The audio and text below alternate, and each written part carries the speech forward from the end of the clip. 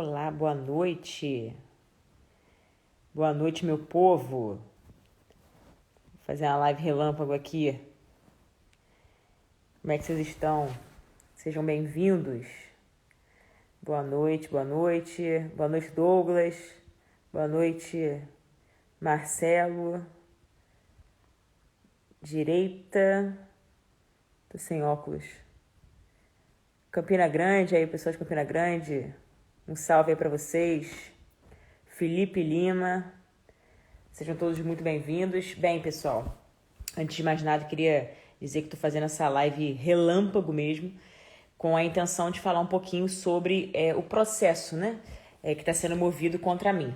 E aqui, ao final, se vocês quiserem interagir, falar, enfim, apresentar algum questionamento, ou então fazer perguntas, por favor, fiquem muito à vontade, tá bem?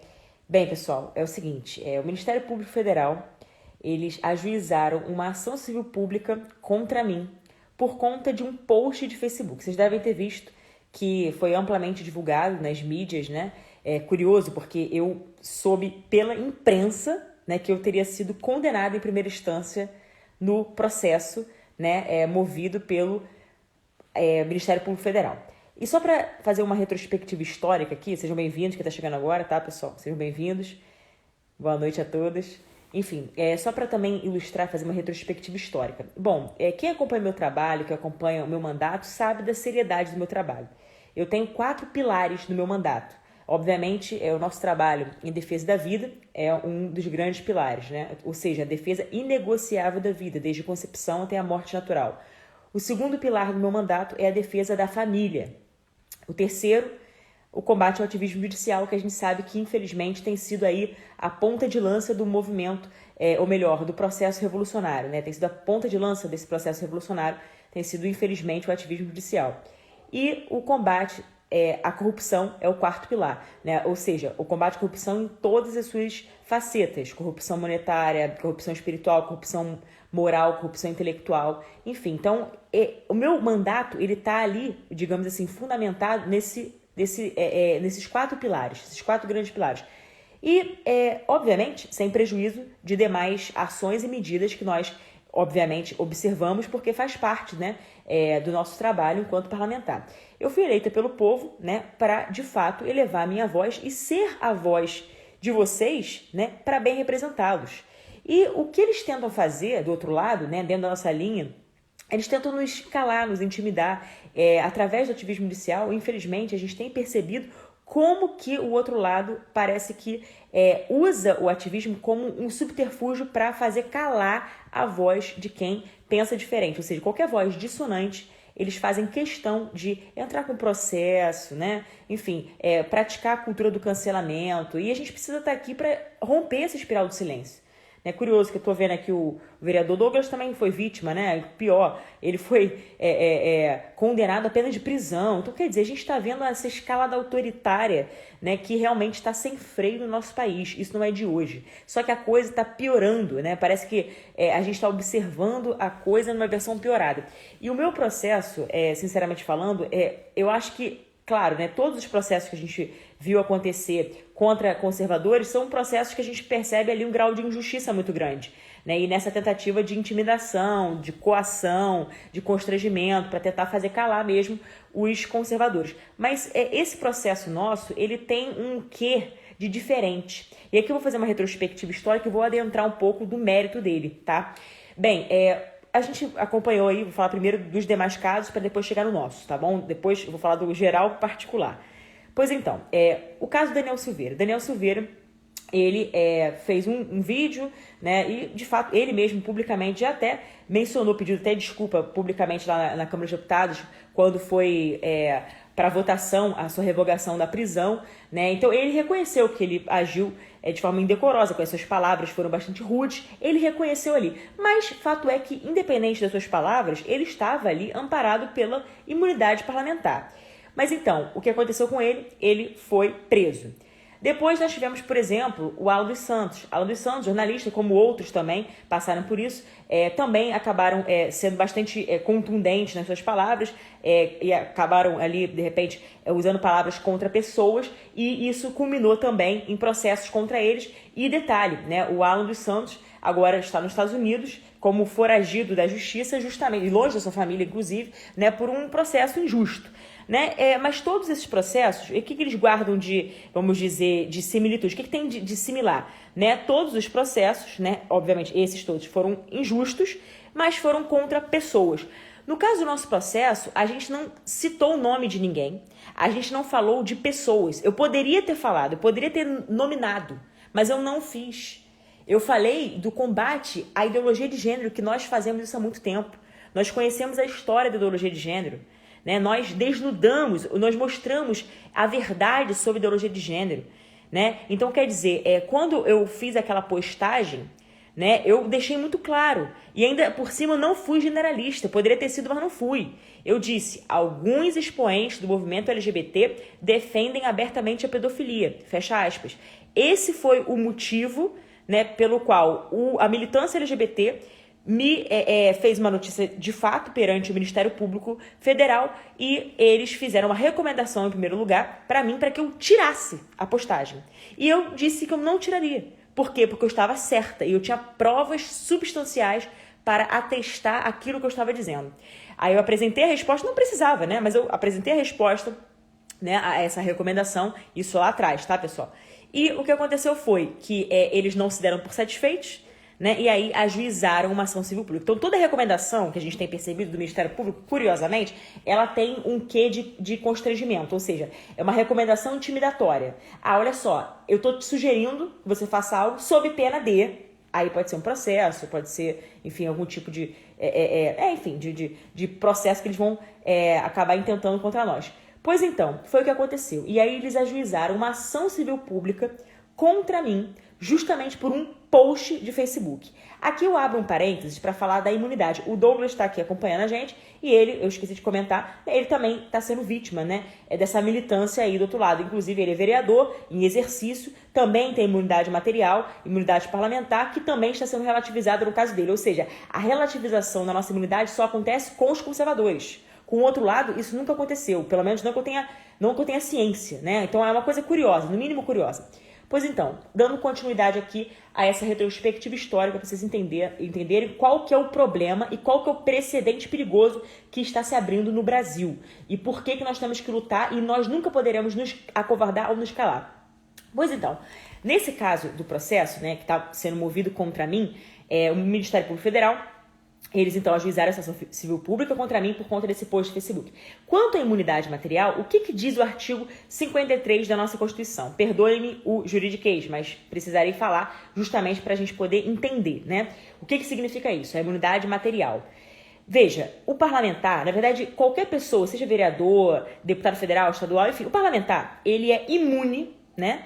E ele é inviolável em palavras, votos e opiniões. Só que assim, tem uma palavrinha mágica aí. Quaisquer palavras, votos e opiniões. Então, ainda que a pessoa do outro lado defenda a coisa mais absurda da face da terra, ela tem, se for um parlamentar, etc., essa pessoa tem o direito, né? Vamos supor, na tribuna ou então até mesmo na rede social, de falar, porque tá lá garantido, tá salvaguardado no artigo 53 da nossa Constituição Federal. Então, quer dizer, o parlamentar que representa a população, ou seja, o parlamentar, ele foi eleito democraticamente pelo povo. Eu tô aqui, o Douglas, o Daniel Silveira, enfim, como a gente está citando aqui esses casos, enfim, os parlamentares em geral, nós fomos eleitos pelo povo, nós fomos submetidos a um escrutínio, né, popular, ou seja, a população depositou em nós, né, a confiança pelo voto. Foi o que aconteceu, né? E por isso nós estamos aqui para representar a voz do povo, para fazer valer justamente a voz do povo. E nós representamos também valores. Valores esses que são valores majoritários da nação. Eu seria realmente uma tremenda de uma hipócrita se eu traísse o meu eleitorado, se eu chegasse lá, no caso se fosse eleito com um discurso, chegasse lá e assumisse uma postura diferente, como a gente viu acontecer com alguns, né, uma trairagem completa. Então, quer dizer, seria até uma espécie de, vamos dizer, de um estelionato eleitoral, porque quer dizer, você ludibriar a boa-fé de terceiro, você vendeu uma ilusão, isso é um erro tremendo, né? Então, a gente tem que sempre tomar muito cuidado com isso, nós temos que ser coerentes, né? Eu sempre digo que eu tenho uma unidade de vida, eu sou essa pessoa que vocês estão vendo, né? Eu tô dentro da minha casa, mas assim, independente de onde eu estiver, seja dentro da igreja, seja dentro da minha casa, seja no parlamento, eu sou essa pessoa, eu tenho unidade de vida, né? Não tenho caricaturas. Pois então, essa é a nossa defesa. Agora, voltando à questão da imunidade. Então, a imunidade, ela está lá garantida no artigo 53. Então, sob quaisquer palavras, votos e opiniões, o parlamentar, ele é inviolável. E por que é assim? Porque, de fato, se nós representamos a voz do povo, nós temos que ter a coragem, vamos dizer assim, de falar o que muitas vezes o povo não pode, ou não é que não possa, mas, infelizmente, às vezes se sente quase que impedido de falar, ainda mais no contexto que a gente está vivendo. De ditadura do relativismo, a ditadura do politicamente correto, né? A ditadura das minorias. Então é um negócio assim que é absurdo o momento que a gente está atravessando no nosso país, né? Sem dúvida nenhuma, a gente tem uma patrulha ideológica do outro lado que está tentando fazer com que a gente volte para as catacumbas. Esse é o desejo deles. Mas nós resistiremos até o fim, isso é um fato. Pois então, nesse caso meu, né, ou seja, o processo que está sendo movido contra mim, eu tenho imunidade. Então, o que é a rede social, né? Rede social é uma forma de demonstrar o extravasamento do nosso mandato. Por quê? Eu diria que mais ainda, a rede social é a extensão do nosso mandato. Isso é algo absolutamente plausível de se defender. Por quê? Vamos supor, uma pessoa que não me conhece, digamos que, vamos supor, pegar aqui uma pessoa, Amanda, né? Amanda que estou lendo aqui os comentários. Vamos supor, Amanda me conheceu, gostou do meu trabalho, vamos supor, né?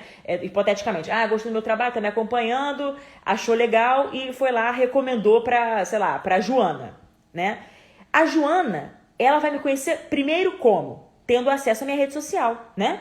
Ela vai chegar, deixa eu ver se essa pessoa realmente é coerente, o que ela defende, quais são suas principais bandeiras, né, para saber se eu vou ter empatia ou não por ela, né? Ou seja, a rede social é a vitrine do mandato. Então, assim, geralmente as pessoas chegam para nós, em primeiro lugar, né, ou seja, conhecem em primeiro lugar o nosso trabalho pelas redes sociais. Então, as redes sociais são a extensão do nosso mandato, sim. Eu não preciso estar na tribuna para ter imunidade. É óbvio que ali seria, vamos dizer, a imunidade absoluta, né? Agora, no caso na rede social, eu preciso me manifestar, inclusive não só prestar contas do meu mandato, mas eu preciso manifestar aquilo que eu penso. Por quê? Porque o povo quer saber, né? Se eu represento a voz do povo, o povo quer saber aquilo que eu penso, né? Aquilo que de fato eu preciso combater, né? E a gente sempre combate o bom combate, né? Isso é fato. Pois então, o que aconteceu no nosso processo? Mais uma vez, a gente viu, sumariamente, a nossa imunidade, a imunidade parlamentar, sendo relativizada, ou melhor, sendo ignorada, escanteada, como se não existisse. Então, a gente está vivendo esse período no nosso país, né? Várias pessoas, vários parlamentares estão tendo, diuturnamente, a sua imunidade absolutamente escanteada, ignorada, né? Solenemente ignorada. O que é um grave problema, porque eu entendo que isso fragiliza a democracia. Porque se a pessoa não pode se expressar publicamente mais, não pode manifestar o seu livre pensamento, a sua crença, etc e tal, que país é esse? Uma democracia que provavelmente não é, né? Porque a democracia pressupõe esses postulados, respeito a esses postulados da liberdade. Liberdade de expressão, liberdade de ir e vir, liberdade de crença, liberdade religiosa, né? Enfim, liberdade de pensamento, enfim. Isso aí é um postulado. Detalhe, isso é cláusula pétrea, né? Tá lá no artigo 5º da Constituição. Agora, quando a gente vê um processo dessa natureza, é de escandalizar qualquer um. Então, é como disse, né? O que eu disse na rede social, né? Eu não ataquei pessoas, para começar. Por isso que eu tenho um requinte, vamos dizer assim, um caso diferente dos demais, né? E no momento eu ataquei pessoas, eu ataquei ideias, eu combati ideias. E eu fui coerente com aquilo que eu sempre fiz e sempre falei, publicamente e privadamente, né? Então, assim, a ideologia de gênero. E tudo que eu falei, eu tenho provas. Eu repito, eu tenho provas. Tanto que eu disse, alguns expoentes do movimento LGBT, eu não generalizei. Então, uma vez que chega lá a patrulha ideológica, a militância LGBT, e pega aquela postagem e tenta me constranger, né? E ainda por cima movimenta, né? Ali e provoca o Ministério Público Federal que age, aí que tá, militantes travestidos de procuradores, né? que intentaram esse processo contra mim, essa ação civil pública contra mim, pedindo 50 mil reais por um post de Facebook, sendo que eu tenho imunidade, e não só por ter imunidade. Meu Deus, trata-se da liberdade de expressão. Né? Então é um escândalo. Eles estão não só criminalizando as opiniões, porque não estamos apenas falando de opiniões. Porque não existe, no Brasil, crime de opinião. A gente sabe disso. Eles inventaram, né? Não existe crime de opinião. Agora, a questão é, eles não estão apenas criminalizando opiniões diferentes. Eles estão criminalizando valores. E o que é o Ministério Público Federal? O Ministério Público em geral, né? O MP, ele tem o papel de ser e de representar a sociedade em juízo, não de representar militantes em juízo, meu Deus do céu. Então, é um negócio que a gente está vendo a subversão, não só da ordem natural das coisas, mas do direito. A gente tá presenciando, está assistindo o desmonte do direito brasileiro. Né? Eu diria até, Deus que me perdoe falar isso, mas é a realidade. O assassinato do direito. Né? Quer dizer, tudo por conveniência, seja política ou ideológica. Quer dizer, o direito, o que está posto, né, na lei, vale dependendo de quem está manuseando aquela lei.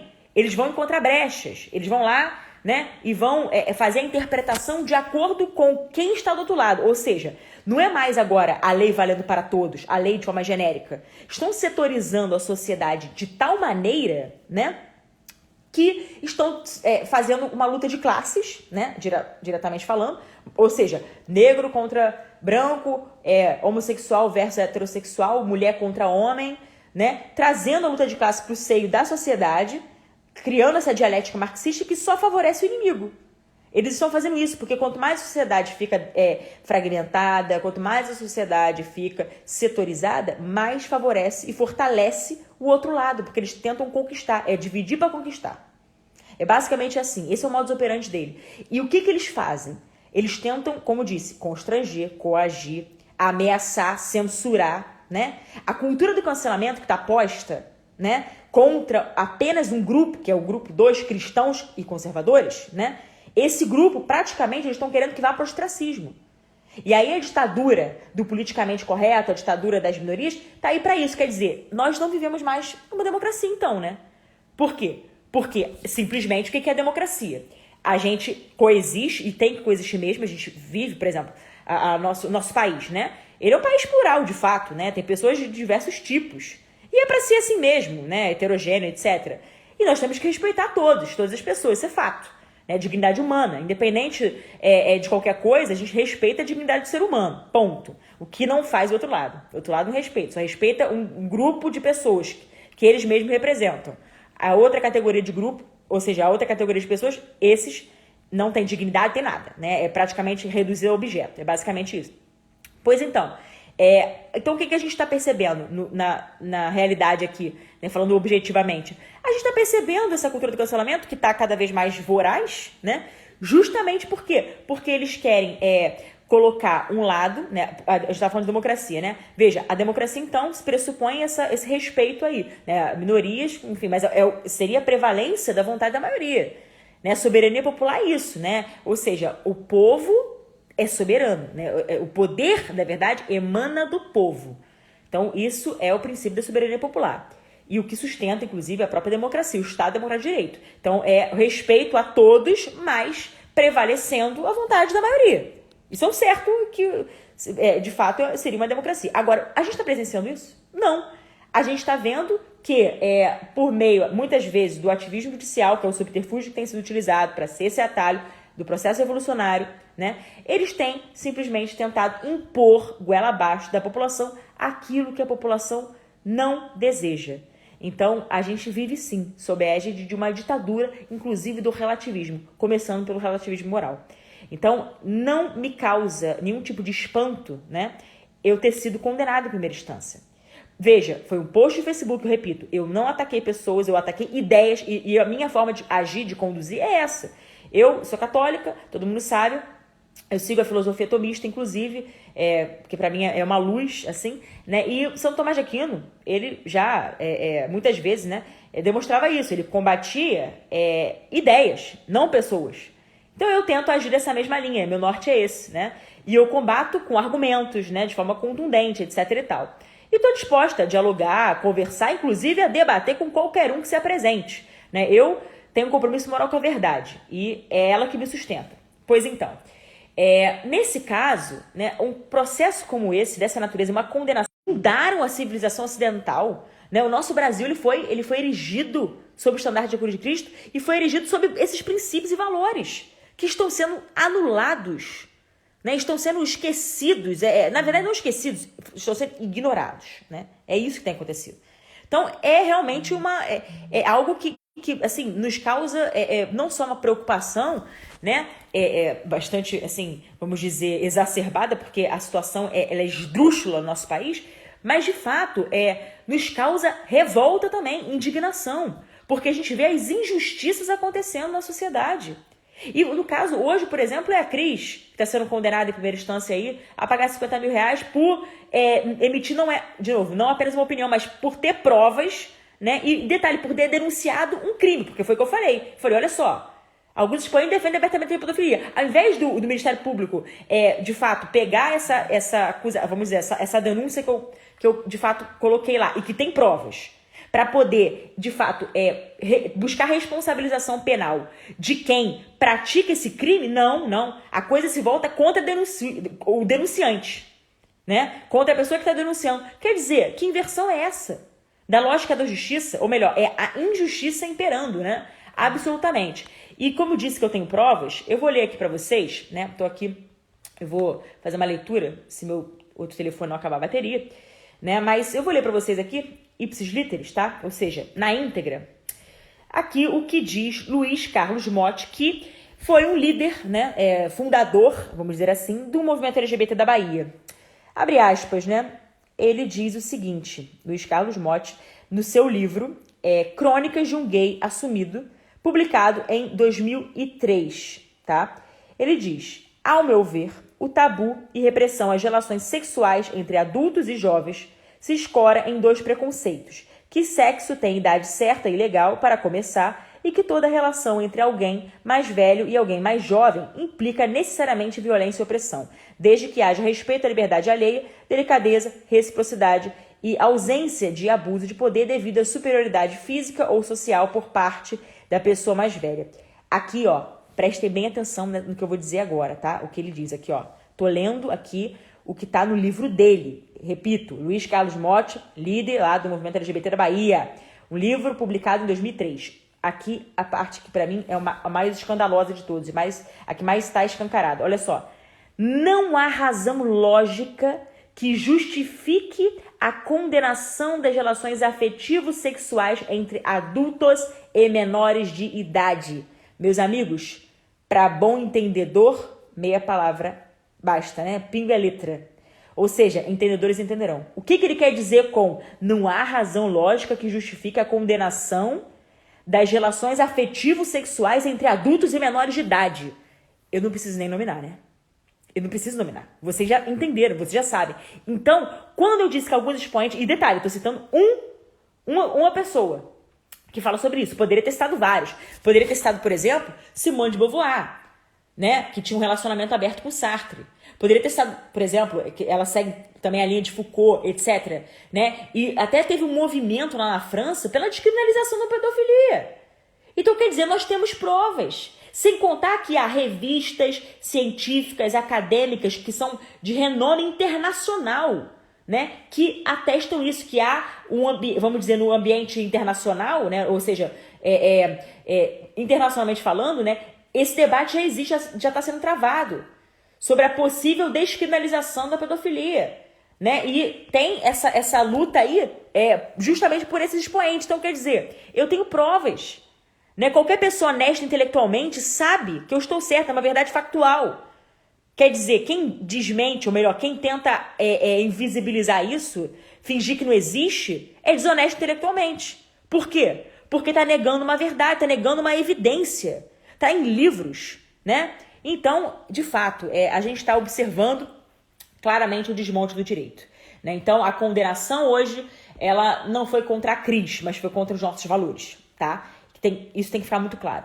E sem contar que, eu preciso dizer para vocês, tá? Até porque eu sei que isso suscita preocupação em todo mundo, né? Mas quanto a mim, vocês fiquem tranquilos, tá?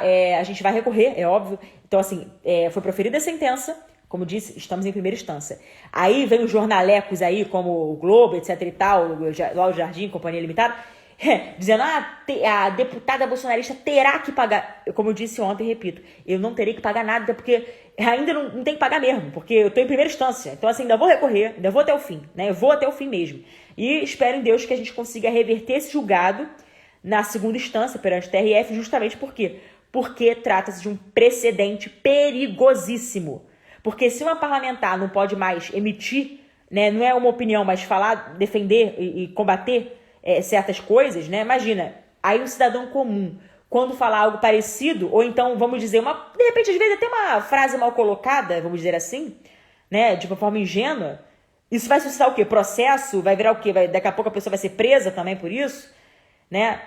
Tendo em vista a própria escalada autoritária que a gente está presenciando no nosso país. Então, quer dizer, nós temos que ter muita atenção. É um momento que inspira máxima prudência, cautela. Infelizmente, a gente sabe que essa guerra que é do campo, assim, ideológico, né? A guerra que é antes de tudo espiritual e também é uma guerra cultural, não deixa de ser, né? Ela, infelizmente, parece que só está começando, né? Então, a gente tem que resistir. A gente não pode se acovardar. O que eles querem é que os cristãos voltem para as catacumbas, né? Mas o que a gente tem que fazer? A gente tem que ser resistência. A gente tem que estar firme e forte, né? Atuando junto da verdade sempre, né? A gente tem que ser sal da terra e luz no mundo. A gente não pode ter medo. Eu sei que, humanamente falando, às vezes acontece isso mesmo, né? A gente fica com certos receios, né? Mas Deus está sempre no comando e, naturalmente, Ele vai nos capacitar. Não estou falando apenas da minha pessoa, mas assim das pessoas em geral, cada um, né? Que é um cidadão de boa vontade, cidadão de bem, que de fato luta por aquilo que é certo, com as armas certas, né? Tenho certeza que Deus vai nos capacitar para que a gente possa combater o bom combate. Tá bom, meus amigos? Então, é isso. Se vocês tiverem alguma pergunta para fazer, algum questionamento, né? É isso aí, Beatriz. Isso aí. Combati o bom combate e guardei a fé. É o que a gente deseja falar no final, né? Enfim, de tudo, né? Completar a carreira, né? Como o apóstolo São Paulo. Mas é isso, né? Nós somos pecadores, somos falhos, somos miseráveis, mas estamos aqui humildemente na nossa inutilidade, tentando ser útil à causa, né? Que é muito maior do que todos nós juntos. Então nós não podemos desistir, nós não podemos nos acovardar mesmo, né? Muito pelo contrário, temos que avançar, nunca recuar, nunca retroceder, né? E lembrando uma coisa muito importante, a gente sabe, né, que esses tempos são sombrios mesmo, então que sejamos luz, né? Até porque a gente tem que deixar um legado para os nossos filhos e netos. Né? A questão agora é uma luta não só pela nossa sobrevivência democrática, por assim dizer, mas também pelo legado que nós vamos deixar para as próximas gerações. O que vai acontecer com as próximas gerações? Então eu prefiro, no caso, sim, o sacrifício pessoal do que o sacrifício daqueles que nós amamos, como, por exemplo, meus filhos, né? Futuros netos, etc. Então, assim, se a gente tiver que, sei lá, passar nós, né? Vamos dizer assim, por alguma peleja, que assim seja, que Deus nos ajude e nos capacite, né? E que nós realmente não nos deixemos amedrontar, né? Sabendo que a fé lança fora o medo. Isso aí é uma coisa que eu tenho sempre em mente. Tá bom, meus caros? Perseguição infelizmente, é uma coisa, vamos dizer, muito comum, né? Todos os cristãos, de um modo geral, ainda mais nesse tempo, os cristãos têm sido perseguidos no mundo inteiro, né? Há uma perseguição escancarada, há uma cristofobia mesmo, né? Isso aí é algo que já está muito claro, né? Os tempos aí, vamos dizer, apocalípticos, né? Mas, como disse, vamos resistir, né? E, se Deus quiser, enfim, vamos vencer. É isso aí, tá bom? Queridos, então, vou deixá-los, né? Eu fiz uma live relâmpago aqui, sem avisar ninguém, nem nada, não fiz nenhum anúncio, mas fiz questão de bater esse papo com vocês para vocês entenderem um pouquinho do que se passa, né? Um pouco da situação do processo em si, né? E para que a gente tenha sempre em mente, o pessoal do outro lado, eles vão tentar nos desmoralizar sempre, eles vão tentar neutralizar o oponente, eles vão tentar fazer de tudo para desqualificar e mais ainda, né? Para impor goela abaixo da sociedade, aquilo que a sociedade não quer de jeito nenhum. E isso nós não vamos permitir, tá bom? Nós vamos defender os nossos princípios e valores, nós vamos até o fim, né? Com a armadura do cristão, que é o que temos que fazer mesmo, né? E vamos resistir a isso tudo, essas intempéries, né? E é isso, tá bom, meus caros?